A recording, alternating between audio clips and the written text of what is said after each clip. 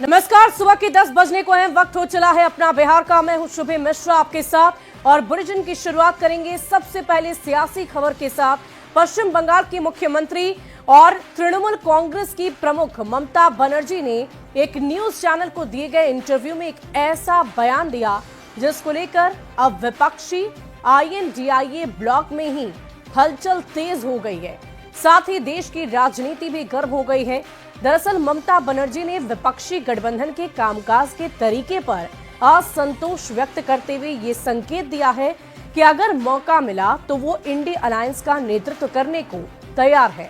ममता बनर्जी ने ये कहा है कि वो गठबंधन का नेतृत्व करने और पश्चिम बंगाल के मुख्यमंत्री के रूप में अपनी भूमिका जारी रखने की जिम्मेदारी संभालने में सक्षम है। ममता बनर्जी का ये बयान हरियाणा और फिर महाराष्ट्र में कांग्रेस की करारी हार के बाद आया है, क्योंकि कांग्रेस ही लगभग पूरे गठबंधन को लीड कर रही है और अब ममता बनर्जी बयान देकर इंडी गठबंधन के भीतर एक नई बहस उन्होंने छेड़ दी है। बढ़ते हैं आगे, अब आपको ये भी बता देते हैं और ये भी आप जान लीजिए कि दीदी की दावेदारी पर गठबंधनों के नेताओं की क्या राय है। दरअसल ममता बनर्जी के नाम पर कोई आपत्ति नहीं है। तेजस्वी यादव ने ये बात पहले ही कही है। तेजस्वी यादव ने कहा है कि ममता के नेतृत्व का फैसला सामूहिक रूप से लिया होगा। वहीं एनसीपी शरद चंद्र पवार गुट के सुप्रीमो शरद पवार ने ये कह दिया कि ममता में इंडी गठबंधन को लीड करने की क्षमता है। तो एक तरफ जहां ममता बनर्जी ने ये बयान दिया कि वो अगर उन्हें मौका मिलता है तो इंडी गठबंधन को वो लीड करेंगी, तो दूसरी तरफ उनके इस बयान को लेकर विपक्षी दल के नेताओं ने भी अपनी राय रख दी है। उन्होंने कहा है कि ममता ने लोगों को ऐसा खड़ा किया, ऐसा करने का अधिकार उनको है। उन्होंने साफ शब्दों में कहा कि ममता ने लोगों को खड़ा किया है और ऐसा कहने का अधिकार भी ममता बनर्जी को है। शरद पवार की बेटी सुप्रिया सूले ने ये कहा कि ममता बनर्जी इंडी गठबंधन का अभिन्न अंग है। वो भारत की सबसे बड़ी नेताओं में से एक है। लोकतंत्र में विपक्ष की बहुत ही बड़ी भूमिका होती है और जिम्मेदारी भी उतनी ही बड़ी होती है। सुप्रिया सूले ने यह कहा कि ममता अधिक जिम्मेदारी लेना चाहे तो हम उनके साथ हैं। वहीं शिवसेना UBT के नेता संजय राउत ने भी इसका समर्थन करते हुए ये कह दिया कि हम ये चाहते हैं कि ममता इंडी गठबंधन के साथ रहें। वहीं गठबंधन के नेता ममता बनर्जी से बात करेंगे। संजय राउत ने यहां तक कहा कि जल्द कोलकाता में ममता से बात करने के लिए वो जाएंगे। वहीं अखिलेश यादव की समाजवादी पार्टी भी ममता के समर्थन में खड़ी है। समाजवादी पार्टी के नेता उदयवीर सिंह ने कहा कि सभी दल सहमत हैं तो ममता को SP यानी कि समाजवादी पार्टी का भी समर्थन है। वहीं ममता बनर्जी ने इंडी अलायंस का नेतृत्व करने की इच्छा जाहिर कर दी है, जिस पर सियासत काफी तेज हो गई है। तेजस्वी यादव ने भी इंडी ब्लॉक के नेता के रूप में ममता के नेतृत्व का समर्थन कर दिया है। तेजस्वी यादव ने कहा है कि उन्हें ममता बनर्जी के नाम पर किसी तरह की कोई आपत्ति नहीं है, लेकिन फैसला इंडी अलायंस सामूहिक रूप से लेगा। निर्णय तभी होगा जब सब एक साथ बैठेंगे। ये तो सब लोगों को मिलजुल के फैसला लेना है और जो सबकी राय बनेगी उसमें हम लोगों को किसी के नाम पे कोई अभी विचार नहीं किया है, लेकिन जब ये निर्णय होगा सब लोग बैठेंगे तभी हो सकता है। वहीं इंडिया अलायंस में ममता बनर्जी के नेतृत्व को तेजस्वी यादव के समर्थन के बाद बिहार की सियासत गर्म हो गई है। तेजस्वी के बयान पर एनडीए नेताओं ने चुटकी ली है तो कांग्रेस ने तल्ख तेवर दिखा दिए हैं। यादव जी, इंडी गठबंधन का नेतृत्वकर्ता कौन होगा? एक पराजित राजनीतिक योद्धा जिनको लोकसभा चुनाव में मात्र 4 सीट आया, वो भी अपना सलाह दे रहे हैं। अरे कैसा सलाह, किसको सलाह? और आपके सलाह का निहितार्थ क्या है? क्योंकि आपके नेतृत्व में लोकसभा में 4 सीट पर लॉक हो गया।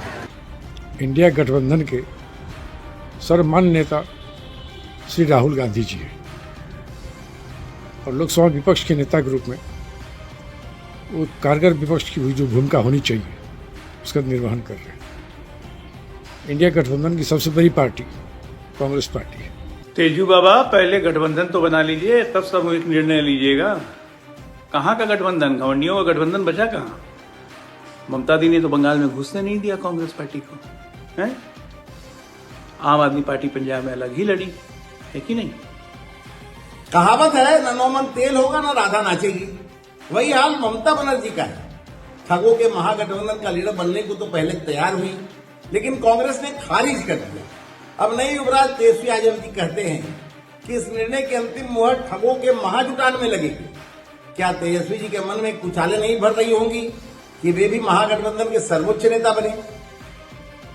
वहीं ममता बनर्जी के बयान पर बीजेपी प्रवक्ता प्रभाकर मिश्रा, जेडीयू प्रवक्ता अरविंद निषाद, कांग्रेस प्रवक्ता शिशिर कौंडिल्य और आरजेडी प्रवक्ता मृत्युंजय तिवारी ने भी अपनी अपनी प्रतिक्रिया दी है। इंडी गठबंधन में नेतृत्व को लेकर फिर गठबंधन शुरू हो गया। असल में यह गठबंधन महत्वाकांक्षी भ्रष्टाचारियों का जमावड़ा है। ये लोग इतने अहंकारी हैं कि कोई किसी के नेतृत्व में रहने को तैयार नहीं है। ममता दीदी की महत्वाकांक्षा एक बार फिर हिलोड़े ले रही है। तेजस्वी यादव का तो कोई ठौर ठिकाना नहीं है। ये जिधर का पलड़ा भारी देखते हैं उधर का ही हो जाते हैं।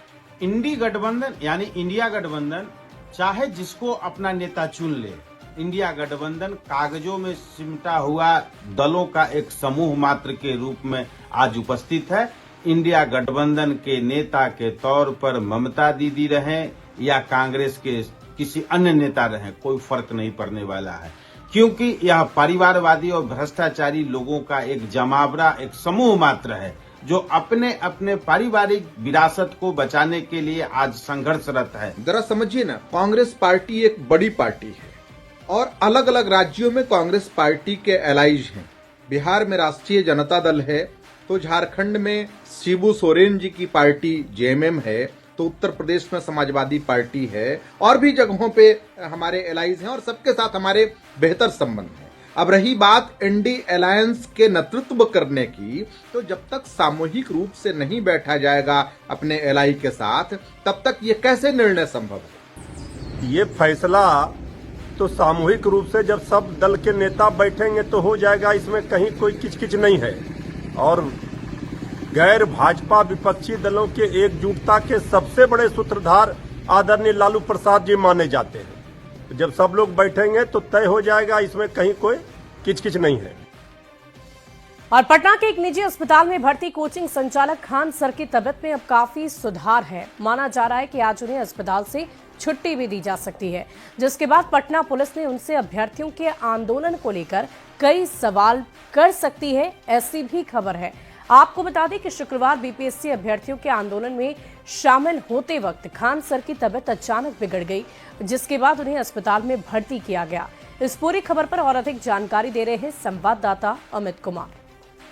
खान सर जो है वो पटना के इसी डॉक्टर प्रभात मेमोरियल हीरामती हॉस्पिटल में एडमिट हैं पिछले कुछ दिनों से, और उनका इलाज यहाँ पे सुचारू तरीके से, नियमित तरीके से चल रहा है।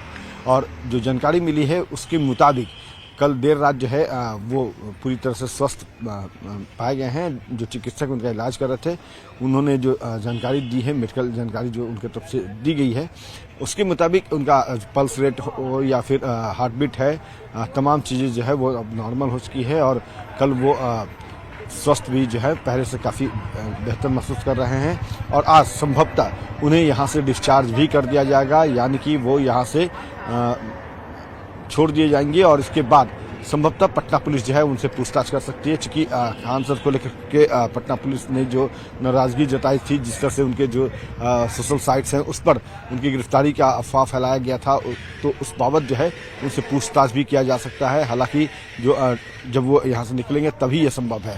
फिलहाल वो यहाँ पे इलाजरत हैं और इनका इलाज जो है वो सुचारू तरीके से चल रहा था पिछले कुछ दिनों से, जैसा मैंने पहले बताया। लेकिन अब वो लगभग स्वस्थ हो चुके हैं, और अब जब उनको लेकर के डॉक्टर की टीम जो है वो निर्णय लेगी कि उन्हें डिस्चार्ज करना है या नहीं करना है। अगर करना है तो जब वो यहाँ से निकलेंगे तो संभवतः पटना पुलिस उनसे पूछताछ आगे कर सकती है। कैमरा पर्सन अजय दुबे के साथ अमित कुमार, न्यूज 18 पटना। और तिरहुत स्नातक उपचुनाव की मतगणना जारी है। मुजफ्फरपुर के एमआईटी कॉलेज परिसर में मतगणना चल रही है। एनडीए के प्रत्याशी अभिषेक झा ने अपनी जीत का दावा किया है।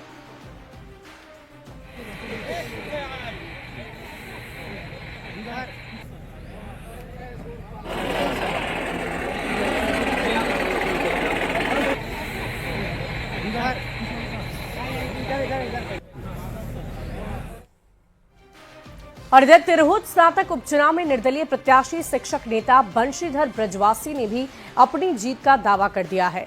उन्होंने कहा है कि उम्मीदों का सूरज उगेगा, संघर्ष का दीपक जलेगा।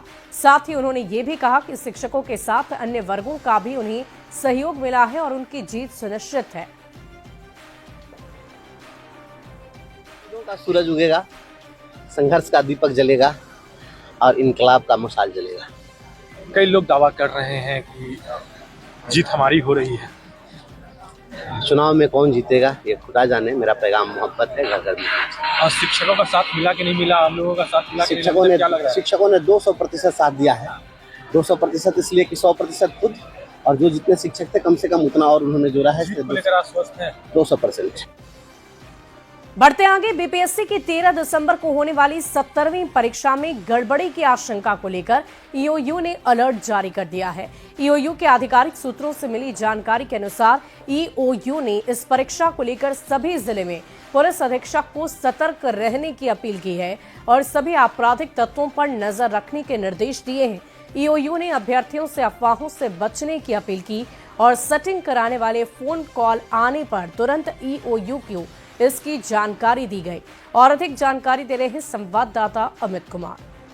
बिहार लोक सेवा आयोग यानी कि बीपीएससी के द्वारा जो है 17वीं पीटी की परीक्षा जो है वो आयोजित की गई है और इस परीक्षा में गड़बड़ी की आशंका को लेकर के आर्थिक अपराधिकारी ने जो है वो सतर्कता बढ़ाने को लेकर के अनुरोध किया है बीपीएससी से। और बताते ये चले कि बीपीएससी जो 17वीं पीटी की परीक्षा है वो 13 दिसंबर को होने वाली है, उसके बीपीएससी की तरफ से जो आयोजित की गई है।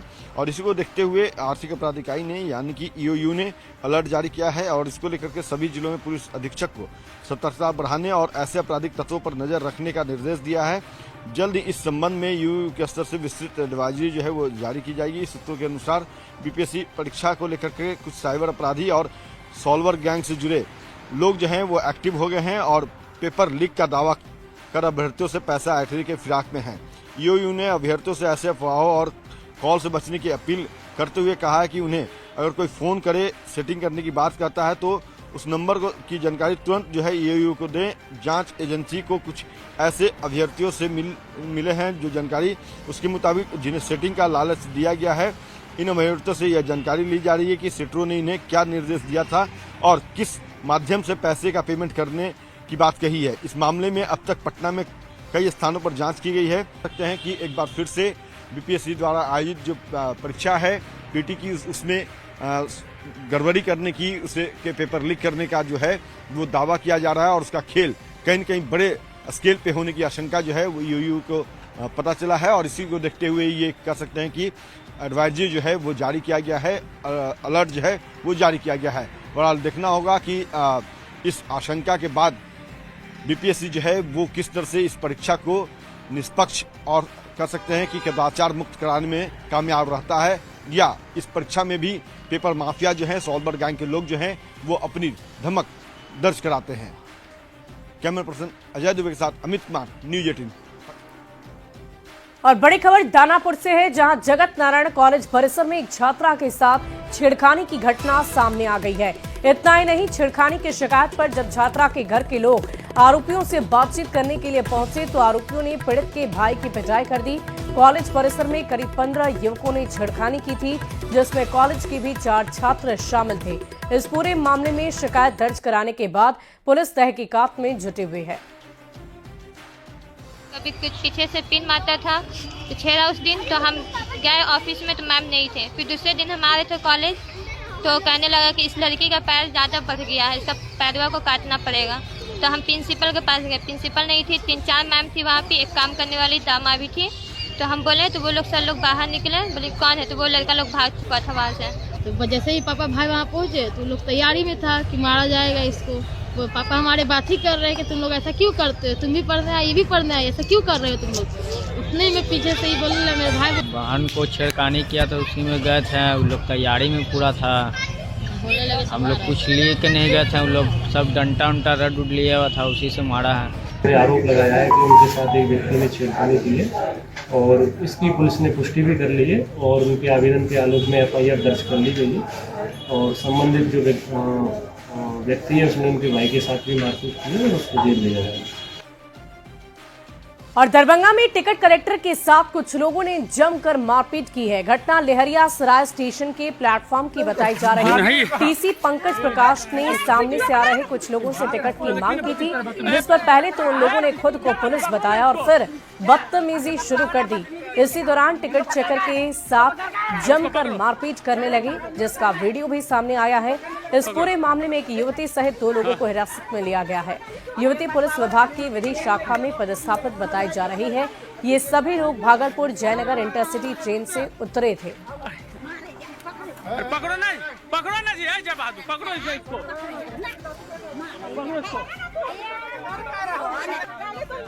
रुको अभी नहीं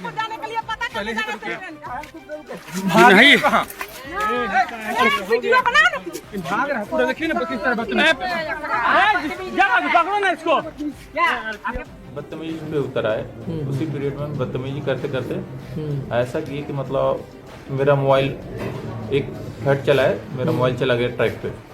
जब उनको रोका गया तो वो नहीं रुके और आगे बढ़े, फिर मतलब 2-4 मुक्का मार दिए। उसी बीच में मेरा EFT ट्रैक पे चला गया। ट्रैक पे गया, ये आइडिया नहीं है मुझको, और ID कार्ड को तोड़ करके बिक दिए। और 3T कार्ड था जो चेक करने का मेरा अधिकार पत्र होता है, उसको भी कहाँ गया पता नहीं। और अगली खबर जमुई से है, जहां के चकाई चेकपोस्ट पर उत्पाद विभाग ने 2 ट्रैक्टर पर लदे 83 गैलन स्पिरिट बरामद कर लिया है। बरामद स्पिरिट की कीमत लाखों रुपए बताई जा रही है। जानकारी के अनुसार ये स्पिरिट झारखंड के गिरिडीह से मुजफ्फरपुर की तरफ लाई जा रही थी। कार्रवाई के दौरान पुलिस ने 2 तस्कर को भी गिरफ्तार कर लिया है। 2 ट्रैक्टर पर पुआल के नीचे छिपाकर स्पिरिट ले जाई जा रही थी। उत्पाद अधीक्षक के अनुसार शराब तस्कर इस स्पिरिट का उपयोग शराब बनाने के लिए करने वाले थे। और जिसमें करीब 83 जर्किंग है, करीब प्रत्येक जर्किंग में 40 लीटर है। ये सुसब टाइप का चीज़ बरामद हुआ है। ये कुल जो है 3320 लीटर स्पिरिट नुमा पदार्थ बरामद हुआ है। और ये जो है इसकी छानबीन जारी है। तो 2 व्यक्ति पकड़े गए हैं, ये मुजफ्फरपुर जिला के हैं। एक मीनापुर के नवीन कुमार हैं और एक मझौली बुछा थाना के जिला मुजफ्फरपुर के सुरेश राय हैं। और अगली खबर मुंगेर से, जहां युवक का देसी कट्टे के साथ गांव में घूमने का वीडियो बहुत तेजी से वायरल हो रहा है। वायरल वीडियो मुंगेर के मुफस्सिल थाना क्षेत्र के सीताकुंड डीह गांव का निकला। जानकारी के अनुसार वायरल वीडियो शुक्रवार का है, जहां वर्चस्व की लड़ाई को लेकर गोलीबारी हुई थी, जिसका वीडियो अब सामने आ गया है, जिसमें युवक हाथ में देसी कट्टे के साथ दौड़ता नजर आ रहा है। इस पूरे मामले में पुलिस ने गोली चलने की पुष्टि की। घटना में एक महिला सहित 3 लोग जख्मी हुए थे। पुलिस ने घटना में शामिल 2 आरोपी को गिरफ्तार किया और बाकी आरोपी की गिरफ्तारी के लिए पुलिस छापेमारी कर रही है। बढ़ते आगे, अगली खबर भागलपुर से है, जहां विशेष केंद्रीय कारा के कर्मियों ने जेल अधीक्षक राजीव कुमार झा पर जेल के उपाधीक्षक सहित कुल 36 कर्मियों ने गंभीर आरोप लगाए, जिसको लेकर मुख्यमंत्री, संयुक्त सचिव, गृह कारा विभाग, मानवाधिकार आयोग सहित जिला अधिकारी को पत्र लिखकर जेल अधीक्षक के खिलाफ कार्रवाई की मांग की। सभी ने जेल अधीक्षक पर कार्यालय में अमर्यादित भाषा का प्रयोग करने और निलंबन का भय दिखाने का आरोप लगाया। जेल अधीक्षक ने इन आरोपों को बेबुनियाद बता दिया है। और अधिक जानकारी दे रहे हैं संवाददाता आशीष रंजन। विशेष केंद्रीय कारा के जेल अधीक्षक राजीव कुमार झा पर कई गंभीर आरोप जो है जेल के जो है कर्मचारियों के द्वारा लगाया गया है। 3 उपाधीक्षक के साथ कक्षपाल सहित 36 कर्मियों ने कई गंभीर आरोप जो है जेल अधीक्षक पर लगाए हैं, जिसको लेकर जो है पत्र जो है मुख्यमंत्री से लेकर जिलाधिकारी तक को भेजा गया है और वरीय अधिकारियों को भी पत्र भेजा गया है, जिसमें कई गंभीर आरोप जो है जेल अधीक्षक पर लगाए गए हैं और उसकी जांच जो है लगातार की जा रही है। जब जेल अधीक्षक से हमने इस पर बात करनी चाहिए तो उन्होंने कहा कि जो विभागीय जांच है वो की जा रही है और उस पर वो कुछ नहीं कर सकते। वहीं एक कक्षपाल जो है उसे निलंबित कर दिया गया है और जांच की जा रही है, लेकिन इस मामले पर जो है कोई कुछ बोलने को तैयार नहीं है। जबकि विशेष केंद्रीय कारा में जो है बिहार के कई कुख्यात अपराधियों के साथ साथ राज्य के बाहर के भी अपराधी इस जेल में बंद रहते हैं और जिस तरह के गंभीर आरोप लगाए गए हैं, अगर उस पर जांच कर जल्द कार्रवाई नहीं की गई तो एक बड़ा सवाल खड़ा होता है जेल प्रशासन के लिए और वरीय अधिकारियों के लिए। अब देखने वाली बात है कि जांच के बाद किस तरह का कार्रवाई यहाँ पर होती है।